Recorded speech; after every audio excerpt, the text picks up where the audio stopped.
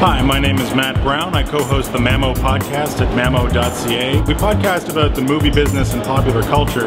Really, we look at how the money comes in and how that money relates to how people are responding to the movies. I remember when Francis Coppola was talking about Apocalypse Now, he had a story that has come up a lot where he said that someday technology to make movies was going to become so cheap and accessible that the next great filmmaker was going to be some little fat girl from Ohio who would just get her dad's video camera and make some unparalleled work of cinema. He said that about 20 years ago, and I think we're finally kind of on the bleeding edge of seeing things like that start to come true. You can finally make true micro-budget features with technology that's available at any electronics store and actually have them screened at festivals. You've been able to make micro-budget feature films for a long time now, but actually getting them into a pipeline where people are going to see them, it's kind of been a different story. Like Robert Rodriguez had a lot of success with that back in '92 with El Mariachi, but since then it was pretty sporadic.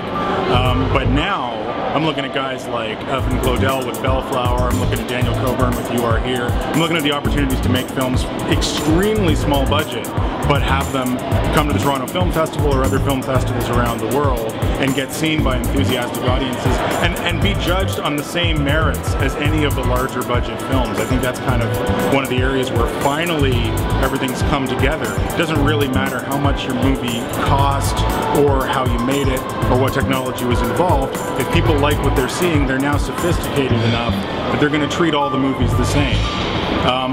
I remember watching a guy watch Avatar on his iPad in a Chapters Starbucks, and that kind of, when I saw that was about a year ago, I flashed back to myself when I was 16 years old. Like when I was 16 years old, I was really into Star Trek The Next Generation, and they had the iPads on Star Trek The Next Generation, and I was like, if you told me when I was 16 that those things would exist like 20 years later, I would have told you you were flat out crazy.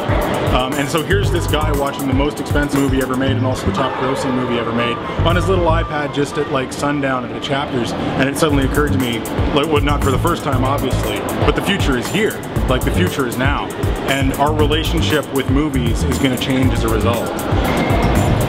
So I'm looking forward to being a panelist at FilmConnect. I think we're going to be talking a lot about these issues, and that's going to be very exciting because we really are on the bleeding edge of, I think, a lot of change in how movies work and how technology interacts with them. So I'll see you all then. Once again, Matt Brown from the Mamo Podcast.